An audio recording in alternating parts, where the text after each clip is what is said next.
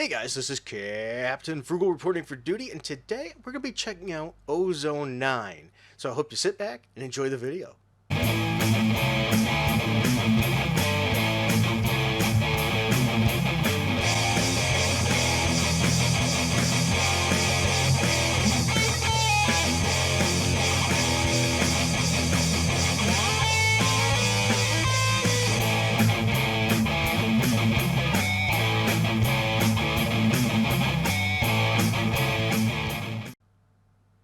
Alright guys, so here I took a song that I mastered myself with stock plugins and things. I don't have a whole lot, and I'm not the best mastering engineer. When I put out an album, I send it out to be mastered, but I wanted to pick up and get better at that. So I've been practicing my own mastering skills to see how I could get it better. So with that said, I've been keeping track and watching for Ozone 9 Standard Edition, which is usually around $250. Pretty darn expensive. So I've been waiting for it to go on sale. I've seen it go on sale quite a few times for around 150 bucks, but I never quite pulled the trigger. Finally, I seen it on sale for $99.99. I said, this is the time. So I picked it up, and I've been playing around with it. And so I'm going to try it on this song here. And this song, by the way, is available to any of the Patreon and Subscribe Star supporters. It's in there. Anybody that supports the channel that way for as little as $1 a month gets access to a list of links that give you all these downloadable songs. You can use them for anything you want, pretty much. Background music on videos, for YouTube or whatever you make, ringtones. The only thing I ask you don't do is take them, put your own music, your own vocals over it, and then put it out as your own. Leave it this way. It's just music as it is, so you can use it in any of those ways. So with that said, what's first? I'm just gonna play some of this song here, the way it is that I've had it, and then we're gonna try Ozone and see how well it does and walk through that. So first, I'm gonna reduce my microphone here so we just hear that. So here we go.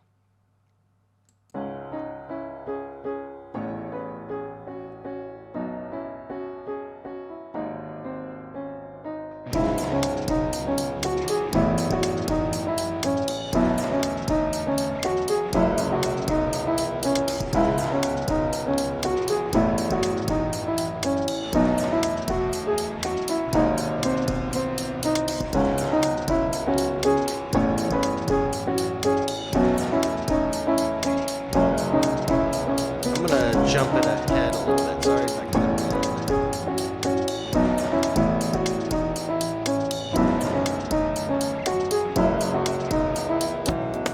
Here we go.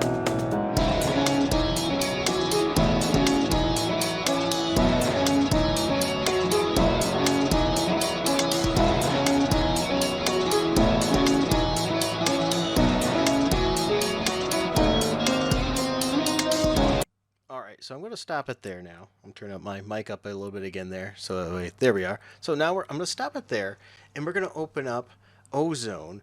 But first, what I'm going to do is I'm just going to make a copy of this track. So we're just going to duplicate this. There we go. That way we have the same exact track to check out. So you can see, whoops, I just hit my mic, that there'll be no differences there. So I'm going to mute this one. Okay, so that one's muted.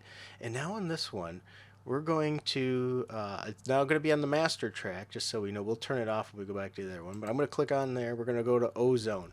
And see here, automatically, we have a lot of great tools here. We have an equalizer, maximizer, and we have lots of other stuff. Exciter, you can throw on that. Lots of different stuff that's going to be used. But what we're going to do today is we're going to just try it bare bones basic and see how it is easy, just quick and dirty, how good it is to use. Now, what we're going to use is the Master Assistant. This is on the standard, just once again, so we know.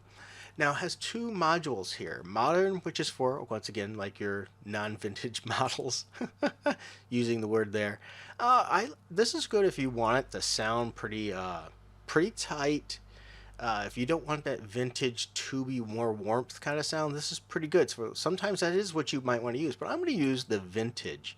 And I like the vintage. I think if you're doing a lot of recording in the box, from what I found in playing around with this, I like the vintage. It creates a processing chain using vintage modules. It just sort of simulates the more vintage stuff, which I tend to like, but once again, use whatever you want.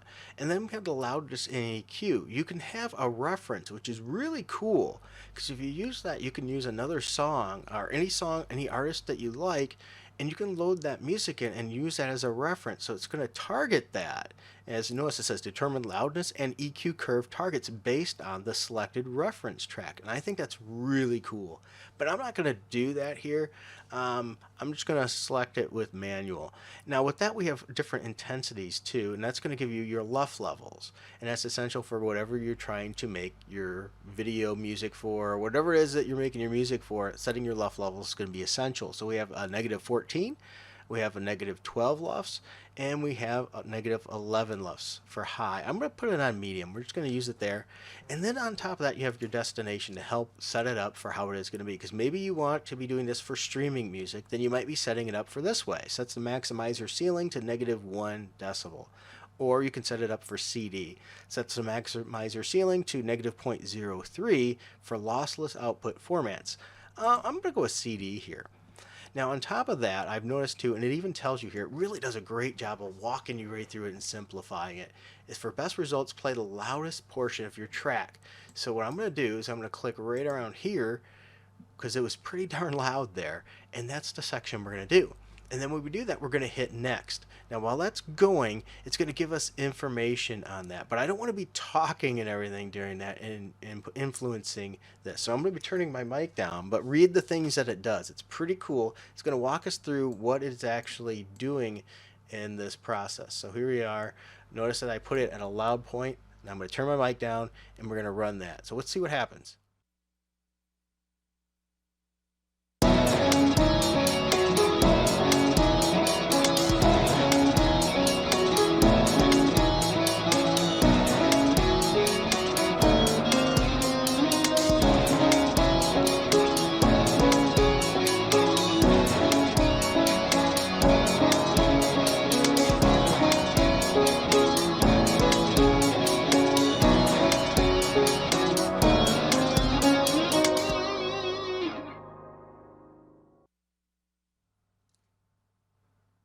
Okay, so now you can hear me right now. I hope it's not echoing through, but we'll find out. See, these are the things that it set up since we did this with that. It set up the equalizer, and we can watch this even while it plays. See there? It's going to show all that. And it's operated with the vintage EQ that we set, and here's all these things we can change. There's a vintage compression if we needed it. Vintage limiter, and we can turn anything off here, and we can move where it is in this chain. So that's a really cool tool that we can be using here. So once again, we can move this anywhere and then change that. And here's the maximizer, and of course we probably want that at the end. And you can see all this, and we can change anything we want. I think that's really, really cool.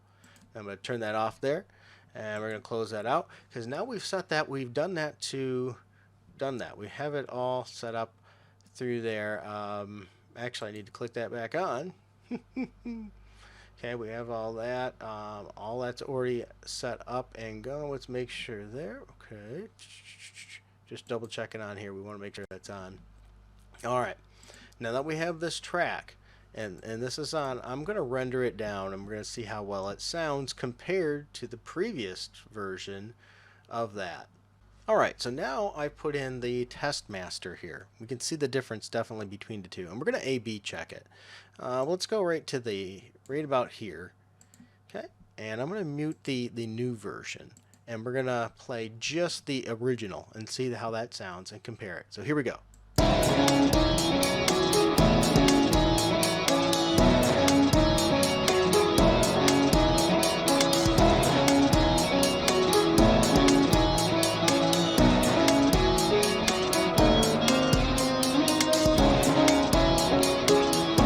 Alright, now I'm going to mute that, and we're going to play the newly mastered version and see how much different it sounds.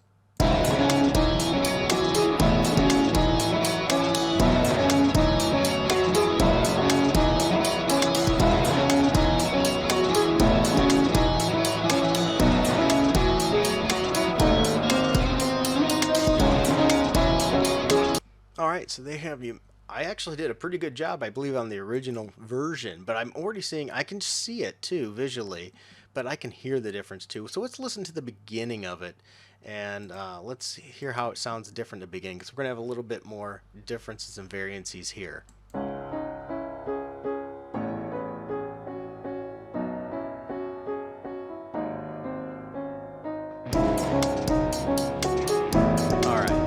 Alright, so now we've done that, let's listen to that same part here with the new mastered version.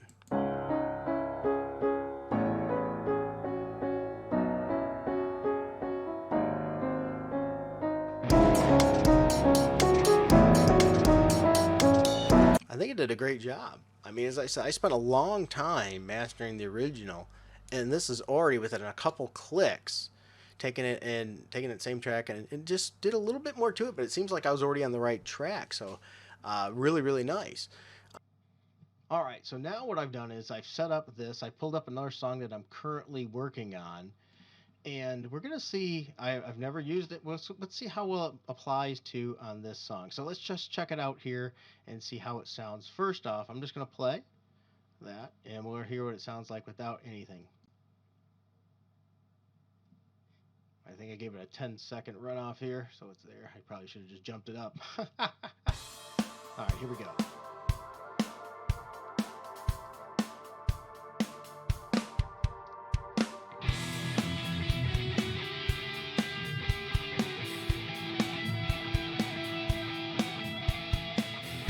As you can hear here, it's not real loud.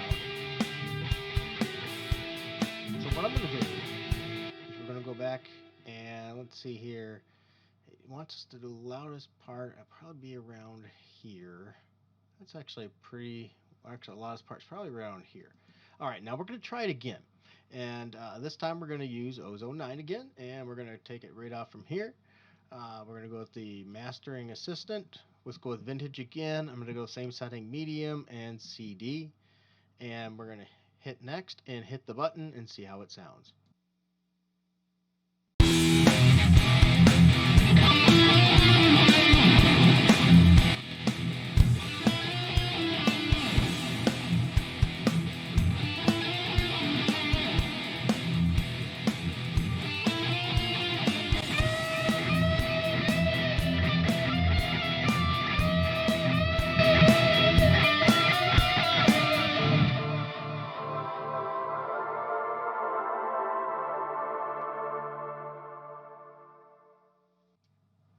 All right, so there I ran it through there.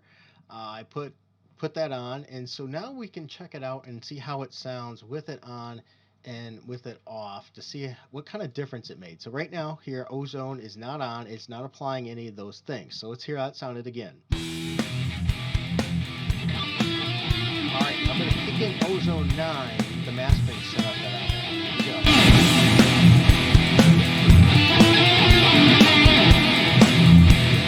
Off again.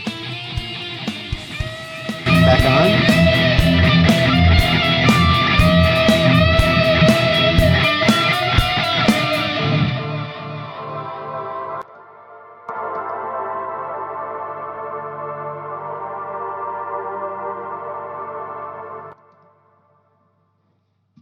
Well, there you guys have it. I think it makes a significant difference. I haven't mastered this one at all. So as you see, it didn't have, like the previous example I did, I was just remastering something. So you can use it for that as a remaster, but you can also use it, mastering for the first time. And I did this quick and dirty. I didn't change anything. I just used the preset. So if I play that even more, I'm sure we could do more, like watching the EQ and monitoring that. See if it's too bassy.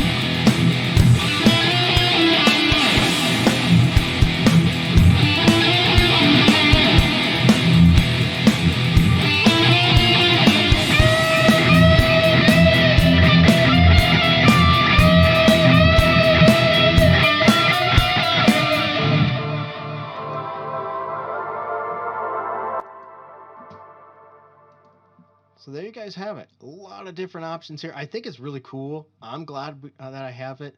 I'm going to definitely be messing around with this, and I like it for the price, especially when I got it for 99 bucks. I don't think I can beat it, and I love how easy it is to use, especially somebody that's has room to grow in the mastering area, which is like myself. So it's easy to use for somebody that doesn't know what they're doing, and it has a lot of tools there for somebody that does. Like myself, I know a little bit about what I'm doing there.